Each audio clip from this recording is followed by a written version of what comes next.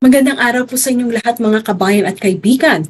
Welcome po sa Jamie Iris Talk TV, and I simply want to say thank you so much for watching, and at the same time, welcome po sa mga bagong viewers po natin na for the first time po ay nakapanood kayo ng aking channel. Welcome to Breaking News para sa iyo kabayan. Ikatlong araw pa lamang po ng bagong taon, napakarami na pong mga news o mga bagay na kailangan niyo pong malaman bago po kayo umuwi sa Pilipinas.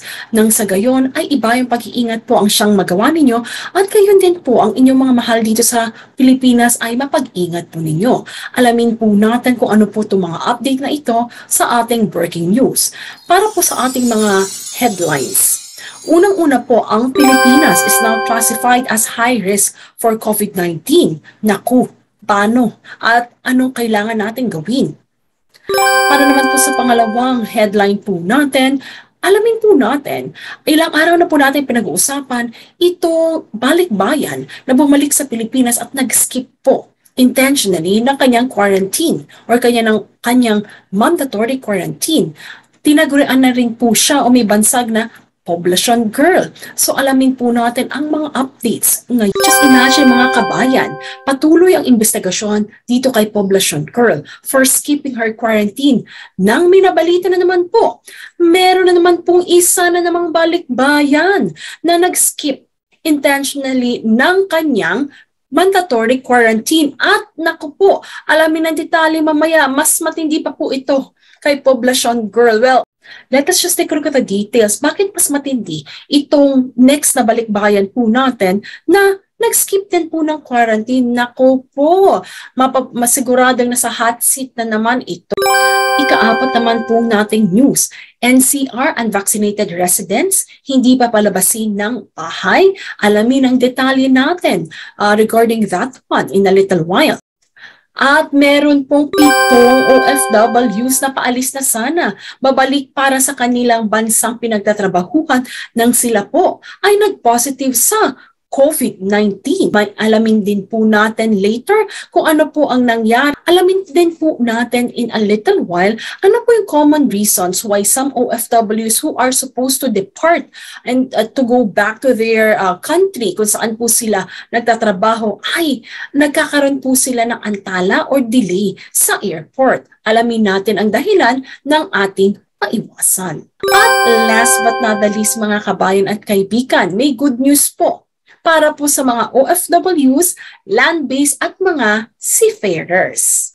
Simulan na po natin ang ating breaking news. For breaking news number 1, ang Pilipinas now classified as high risk for COVID-19.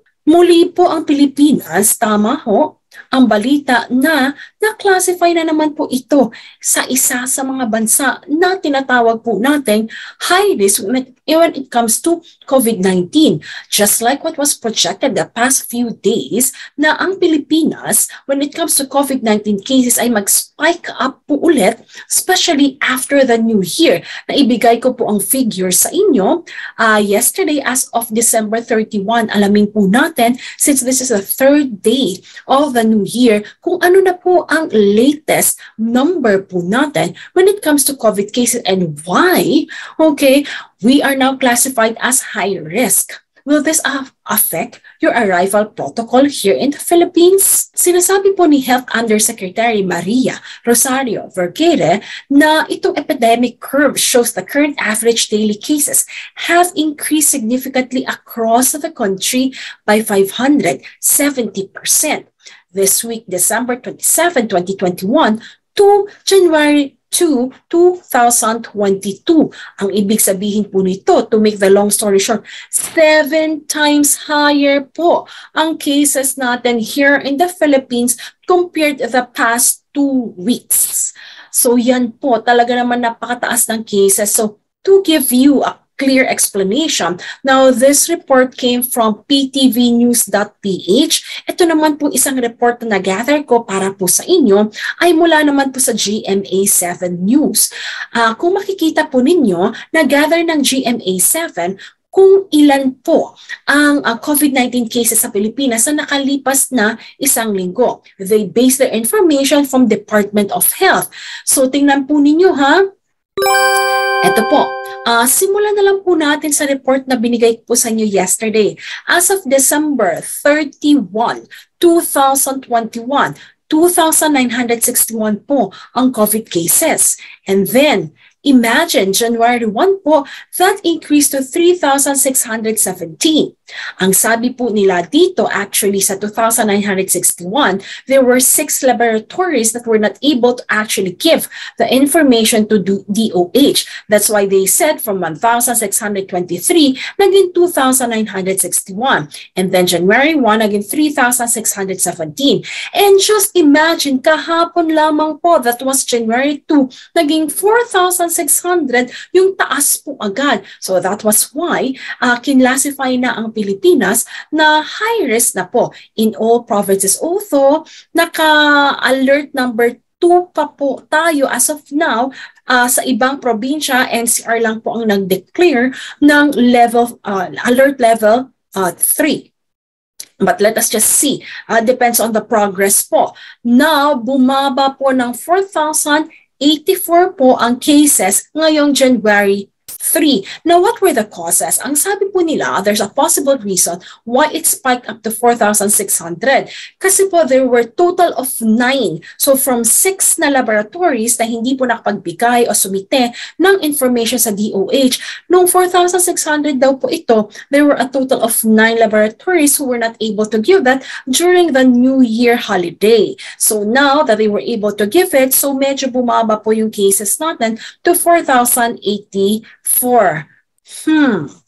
Let us see by tomorrow po kung anong mangyayari, hoping all laboratories will actually submit their data so that we can have an accurate detail po. But at this point in time, tama po ang projection na sinabi ko pong ulat sa inyo the past few days. Sabi po nila maaring mag-hit po ng 4,000 ang COVID cases. And true enough, it's more than 4,000 po.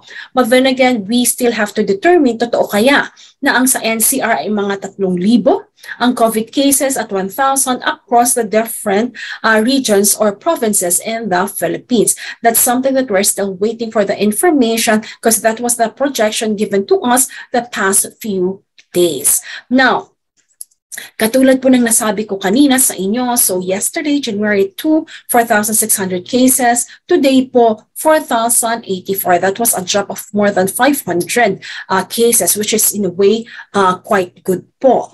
And then total cases po is 2,855, 819. So GMA 7 got this from DOH.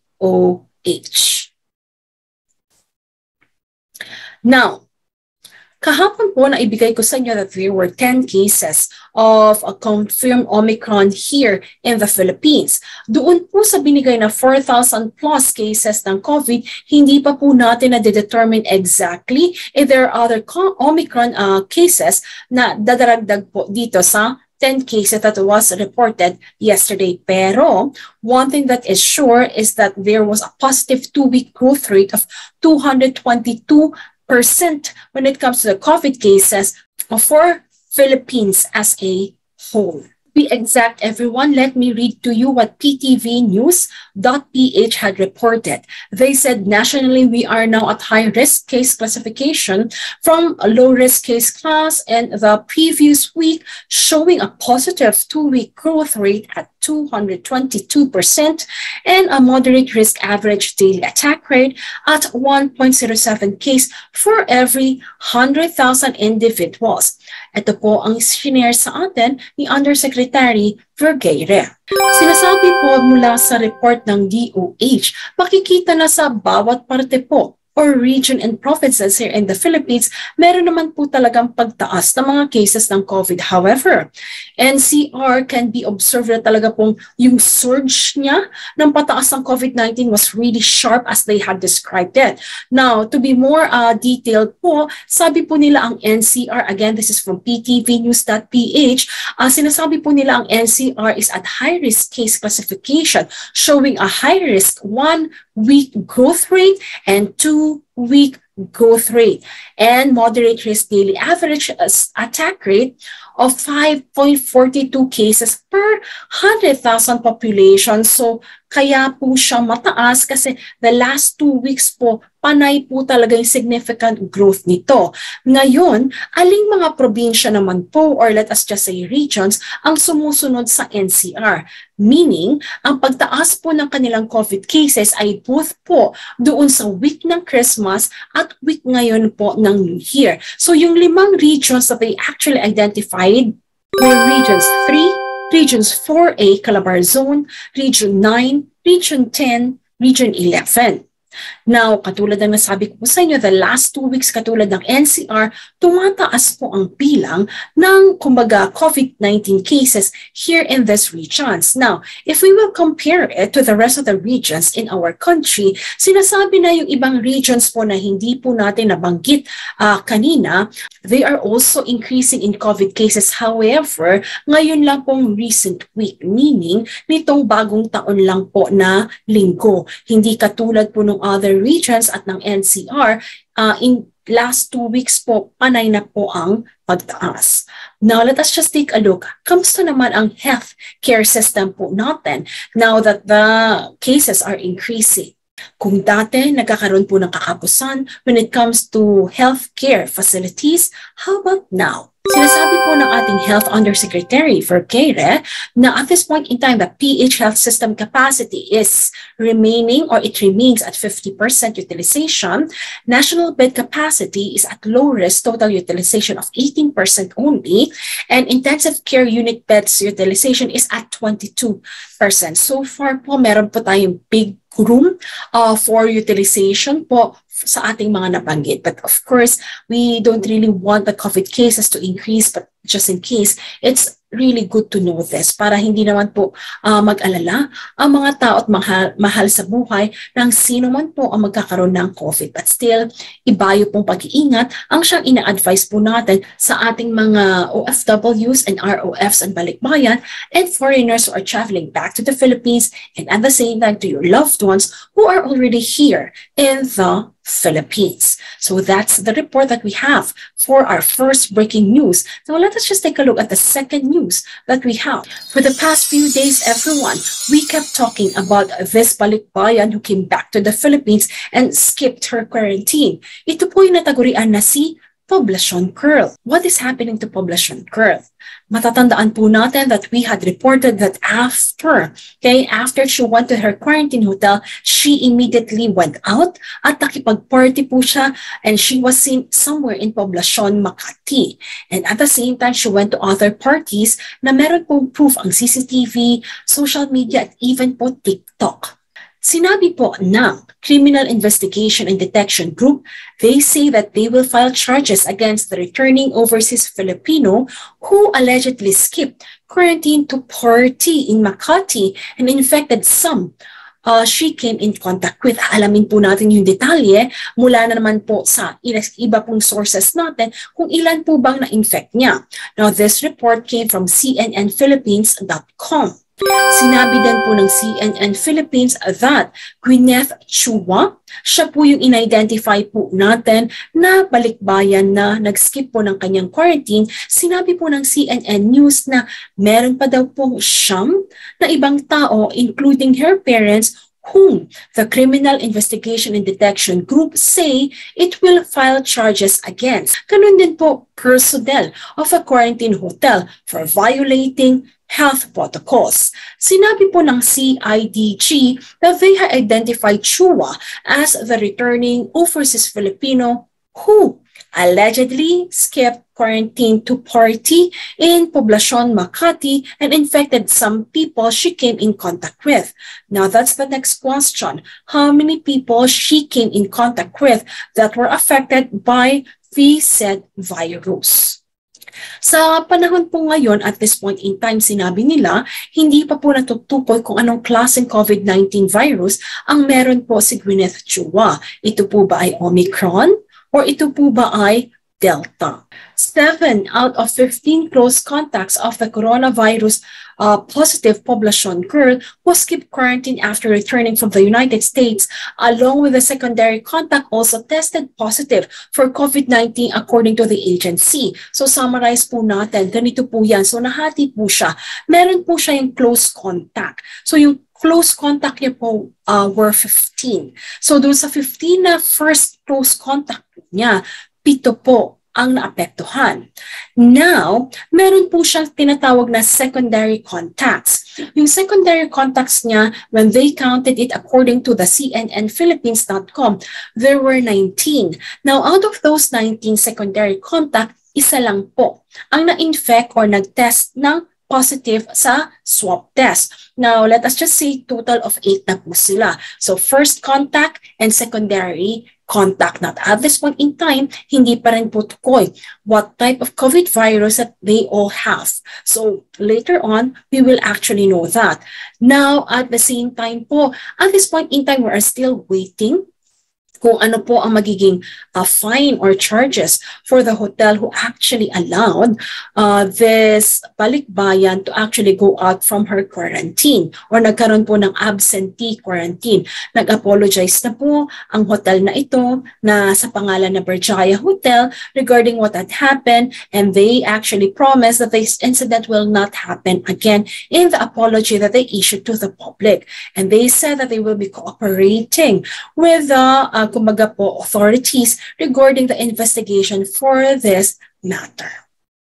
So, I'll keep you updated regarding this, everyone. So again, it's best that you go undergo what we call the mandatory quarantine because again, it's for the safety of everyone. Although alam ko marami sa iba, di ba, ang request kasi talaga natin is for them to shorten the quarantine. But at least, di ba, kayo po ay sumusunod sa quarantine, and that is what is important because ayan po, because, again, may consequences po just in case na hindi po sumunod. At mga kabayan, hindi pa nga po tayo tapos kay Poblacion Girl. Meron na naman pong isang balikbayan na umuwi sa Pilipinas at hindi po nag-quarantine. Naku po, under hot seat and investigation din po ito. So sinasabi po nila na ngayong January 3, sinabi po ng DOT, they have identified another traveler from the United States who breached quarantine upon arrival in the country. Sinabi po nila sa pakikipag-usap nila sa CNN Philippines, ngayon lang pong January 3, Monday, sinabi po ni Tourism Secretary Bernadette Romulo Puyat, the female traveler never checked in a hotel. Naku, mas grabe pala ito kay Poblacion Girl. Si Poblacion Girl po, nag-check-in at least less than 30 minutes. Di po ba? Pero umalis din po at umuwi. Itong next traveler po natin, wala pa pong identity at this point in time na binigay sila. He never checked in the hotel and headed straight to her condominium where she even managed to avail a home massage service. Imagine this, everyone. So nagpamasahe pa po siya. Now, Puyat said that the traveler even proudly showed via Instagram story how she managed to skip quarantine. Sabi po ni Puyat, o ni Secretary Puyat, she was also from the States. She did not check in a hotel. She said, Puyat said, I don't know why she even posted it. Proud na proud pa siya. She showed a picture that she just arrived. Then she showed a picture of her condo. That night, she showed na nagpapamasahe siya sa kanyang condo. Secretary Puyat also added, sinabi po sa CNN Philippines that authorities including the Bureau of Quarantine and the Department of Interior and Local Government are already investigating about the matter. She did not disclose yet further details about the unnamed traveler including the date of arrival. So the issue came, so sa ngayon mga kabayan, yan po yung information na binigay po sa atin mula po ng Department of Tourism at mula po kay Secretary Puyat. So hindi pa po natin alam yung buong detalye ng ating traveler na ito. But just imagine everyone, again, because of what had happened, hindi naman po ito pumunta ng party. Pero at this point in time, ang information na binigay lang is nagpunta ng condo, tapos nag-post sa Instagram na hindi na siya nag-quarantine, and at the same time po ay meron daw po, according to Secretary Puyat, na may picture po sa Instagram ang condo niya plus nagpamassage po siya. So let us see, hindi pa din po alam ang resulta ng kanyang COVID test po, kung positive or negative ito. She still skipped the quarantine mandatory for everyone, so I believe just like what is happening now to Poblacion Girl, she will also suffer the consequences. Para naman po sa ating pang-apat na breaking news, NCR unvaccinated residents will not be allowed to go out of their home. Let us find out the details. Unvaccinated NCR residents should stay home amid the alert level 3. Yan po ang minungkahi ng ating local government units sa mga residente nito sa NCR just to ensure that everyone will be safe. Kung matatandaan po natin, ngayong January 3, 2022 ang start ng alert level number 3 para sa NCR. Now, kasabay po nito, sinabi po, mula po sa GMA News Online, sinabi po nila na ang unvaccinated residents in Metro Manila will be ordered to stay at home unless they are buying and accessing essential goods and services while the National Capital Region is under alert number 3. Metropolitan Manila Development Authority or MMDA Chair Benhur Abalos said Monday. Sabi po nila, yung mga walang bakuna or unvaccinated, number 1, they shall remain in their residences at all times except for the procurement of essential goods and services. Sinabi ito ni Abalos sa press conference. Ang Metro Manila Council ay composed ng 17 na NCR mayors approving in principle the additional restrictions for unvaccinated people. Sinabi ito ni Abalos. Tinanong din when the additional restrictions on unvaccinated people will be effective. At this point in time, sinabi ni Abalos na ang mga LGUs will issue separate ordinances for the implementation. According to GMA Online News, these unvaccinated people will also be allowed outside only for activities or exercises within the area of their residences, villages, or barangays, depending on the regulations of concerned LGUs.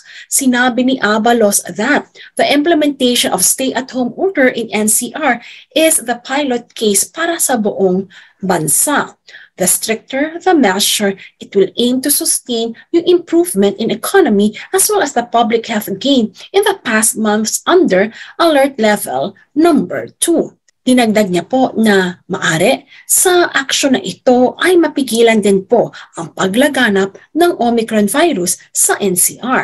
Sinabi sa Laging Handa public briefing, the Department of Interior Undersecretary Jonathan Malaya said the department supports the decision of the NCR mayors. Sinasabi niya na sinusuportahan po nila ng buo ang desisyon ng mga Metro Manila Council na ipagbawal po ang mga paglabas po ng mga unvaccinated individuals sa public places. For Malaya, unvaccinated individuals pose a threat to the community. Such a strong word po. Well, that's just my opinion. Sinabi po ni Malaya na the unvaccinated individuals pose a threat to the community. Alam naman po natin, according po kay Malaya, mula po sa GMA Online News, sinabi niya po na alam po natin na the unvaccinated pose a threat to the community, according to GMA Online News. Sinabi niya po, alam naman po natin na iyong mga individuals, unvaccinated individuals, pose a threat to the community. Therefore, maganda po iyong naging desisyon nila na dapat ay nasa kabahayan lang sila. The decision is good to have them stay at home. Yun po ang sabi ni Malaya. Yan po yung posisyon or again, a senior na opinion ni Malaya. However, meron po tayong tinatawag na Commission of Human Rights. Sinasabi po nila na the unvaccinated NCR residents should be allowed to access the essential services amid the alert level 3 status in the region. In a statement that the CHR spokesperson, sinabi po ni Jacqueline Ann de Guia na yes, may valid justification in restricting right, such as mobility during a pandemic. The policies for doing so should be based on human rights standards. The Commission on Human Rights, however, continues to stress that such policies must be based on human rights standards that, among others, it must be legal, necessary, proportional, and non-discriminatory as detailed under the Siracusa Principle, she said. So yan po yung update natin regarding po sa mga unvaccinated residents sa NCR. Ako naman po siguro, again, that's my point of view kasi naiintindihan ko din naman po yung mga taong hindi pa po nagpapavaccinate.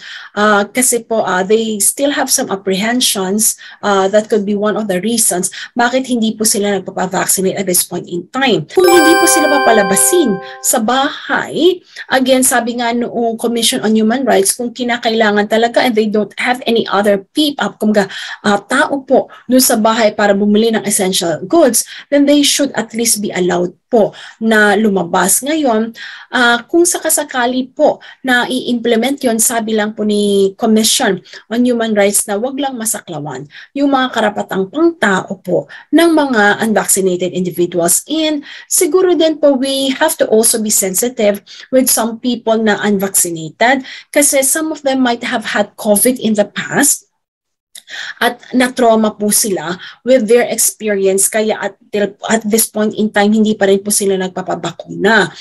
Meron din po kasi ako mga ilang kakilala na ganun po. So yung strong po talaga yung word na sinabi nila na looking at that positively. Ako po I'd rather look at it na instead na sasabihin na they pose as a threat to the public, na alert level number 3, yung mga unvaccinated individuals po natin sa NCR, or kung sinasabi nilang pilot po ito, na hindi naman po lang they pose as a threat, but also, mas i-emphasize siguro for their safety. Hindi po ba? For their safety, at least they could stay at home so that at least they will not easily be infected with what we call, kumbaga yung COVID-19 virus, especially with Omicron, na easily transmissible po in the community. Well, that's just my thought. Kasi kahit paano po may stigma may stigma po sa kanila kapag ganun yung terminology na ginamit po na they pose as threat. Although, again, there's a possibility that they could actually, kumbaga maging instrument unintentionally para mag-spread po yung virus. Pero siguro yung tawagin silang ganun, medyo siguro iwasan po siguro yung terminology na yon. Kasi, again, katulad ng sabi ko sa inyo, I did speak to individuals na nagkaroon ng COVID. Sometimes they're quite sensitive about it. And again, medyo siguro po ma-overcome nila yung trauma nila when it comes to yung bago po sila magpa-vaccinate. So yun po siguro. Siguro po yung mga helpful words din po natin. We want people to be safe and that's important, but at the same time, we just simply have to be sensitive also with the words that we use because it can actually, traumatize other people na feel nila outcast na sila kasi nga they are not allowed to go to like certain premises po. Or at the same time, yung katulad yan ngayon, they have to stay at home simply because yun nga, alert level number 3. So I think i-emphasize yung the positive side of it na for their safety rather than they pose as a threat. What do you think mga kabayan? Sa akin kasi ganun po yung aking pananaw because I came to a point wherein ako po kasi there was a time wherein I really have to talk to people who were infected with COVID-19 at more than hundreds po yung mga nakakausap ko. Andun po yung nararamdaman ko po. Andun po yung empathy ko po sa kanila. And at the same time, yung compassion. Kasi hindi rin po madali yung pinagdadaanan po ng mga taong nagka-COVID at andun po yung parang yung stigma. So sometimes it takes them time also to actually have the COVID vaccine because of what they had experienced. And again, maari naman yung iba, hindi naman nagka-COVID pero siguro yung nakita nila sa news, like meron po ako nakausap na sabi po nila na hindi sa ayaw naman talaga, kailang andun yung takot kasi may mga personal po sila nakakilala pagkatapos mo mag-COVID-19 vaccine namatay po. So, yun po yung mga siguro apprehensions ng mga taong hindi nagpapabakuna. Siguro unawain, i-explain so that at least yung mga agam-agam, yung mga fears nila mawala nang sa gayon ay makapagpabakuna na rin po sila. At kung sakaling hindi pa, respetuhin din po natin sila. Yun po. And looking forward, hoping in their makumbinsi din po sila na eventually magpabakuna. But at the same time, before that time comes, we show them respect din po. So, para po sa atin, let's keep each and everyone safe. Safe when it comes to COVID-19 and safe din po from other trauma, lalo na po yung mga emotional trauma that could possibly lead to mental health. Yun lang po naman yung nakikita ko na possible na mangyari. Kaya I'm encouraging everyone to just stay positive in spite of the negativity. Ayaw natin mag-positive sa COVID, hindi po ba? But we want to stay positive when it comes to mindset and how we also support one another when it comes to how we want to stop the spread of COVID-19, for example po sa NCR and other parts of the Philippines.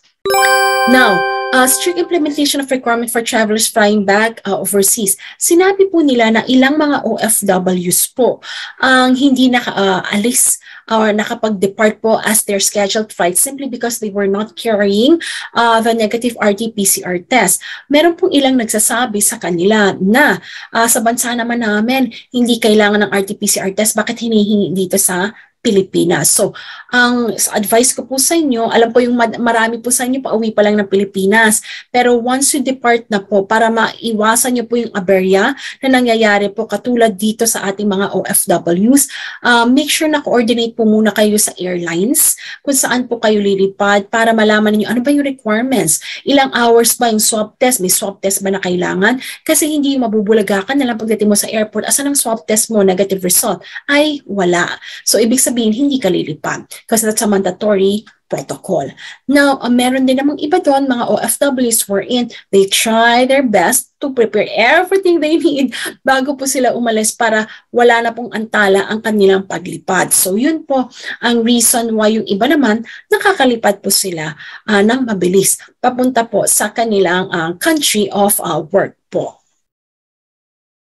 So yun po mga kabayan at kaibigan, alamin niyo po mabuti ano po yung mga departure requirements ng inyong mga bansang pagtatrabahuhan so that at least hindi po kayo maantala. Plus, huwag niyong kalimutan i-verify lagi sa airlines. Why? Kasi po it's the airlines who will actually tell you magbo-board ka ba? Hindi. So kapag wala ka ng requirements na nasa listahan nila, then you will not be boarding at all. So again, protocols change very often. Kung yan ang alam mo last week, mag-check ka ulit. Kasi baka nag-change na yan yesterday or today.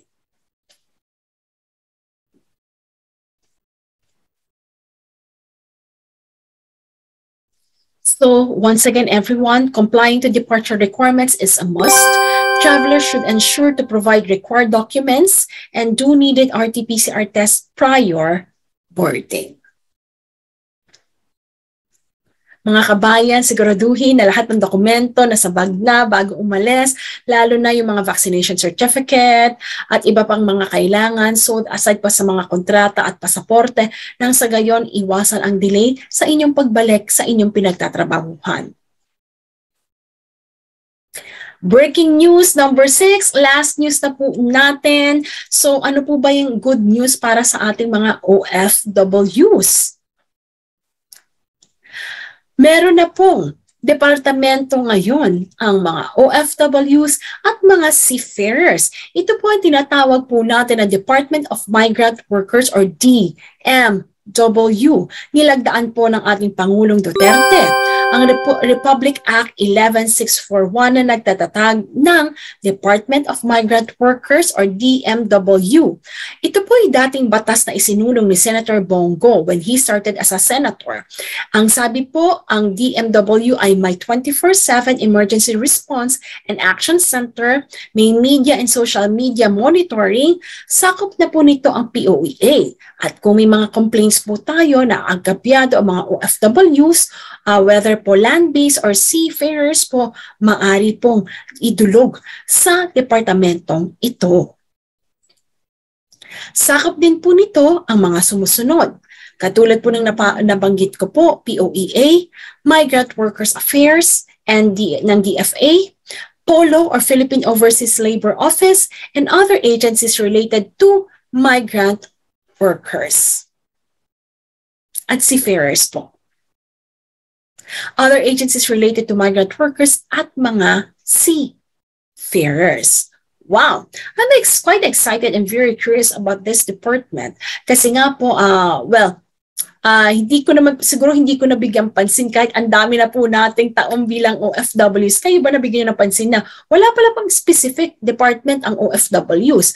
But then again, it's quite a good news then na meron na pala. So let's see what difference will it make having kumbaga po this department for us OFWs so that at least kumbaga po mas maayos pa how yung ating pakikipag-ugnayan, how we're protected, how we're taken care of as we fly to another country. Sabi nga po nila makabagong bayani para anuman po yung mga grievances, anuman po yung mga unfair treatments ay kumbaga po ma-address. But not only that, mabigay din po sa atin yung ganang para sa atin, lalo na naghihirap po tayo ng ilang taon sa ibayong bansa. So yan po ang update po natin sa araw na ito, mga kabayan at kaibigan. So muli po for January 3, 2022, ang dami po nating mga balita. But then looking forward that kept you informed so that at least again iba yung pag-iingat po sa inyo kung kayo ay pauwi sa Pilipinas, kung kayo po ay nasa quarantine hotel ngayon, mga viewers. Marami po sa inyo nag-message sa akin na Jamie, nakarating na ako, nasa quarantine hotel na ako. So that's quite great everyone. Nandiyan na kayo sa quarantine hotel. So paglabas nyo po, make sure you take this into consideration. Continue po yung home quarantine ninyo and at the same time palakasin ng katawan, magbitamina, napaka-importante po dahil napaka-highly transmissible po ng Omicron. And at the same time, alam ko po bago kayo umuwi ng Pilipinas, pagod na pagod ang inyong mga katawan. Emotionally, you were drained too simply because of the many requirements that were required from you before flying. So rest well in the quarantine facility and then after that, pag nag-swab test kayo, praying na negative po ang inyong mga resulta. At sa mga pabalik na naman po, sa mga bansang pinagtatrabahuan po ninyo, again, just a reminder, make sure that you know all the requirements na kailangan po ninyo nang sa gayon, walang delay, walang aberya. At sa mga pauwi, ingat po kayo sa inyong flight. So once again, everyone, kung kayo po ay hindi pa nakakapag-subscribe sa aking channel, I'm inviting you to please subscribe to my channel so that you'll get updated with the latest news that we have or latest information about travel. At the same time, mga relevant tutorials that will be helping you in your travel either back to the Philippines or back to the foreign country that you are working for. And at the same time, mga kaibigan, if you find this video very helpful and informative, please click like. And at the same time, pakihit na rin po ang notification bell so that you'll get updated all the time. So once again, everyone, God bless you. Stay safe. This is Jamie Iris, simply saying, see you in my next video.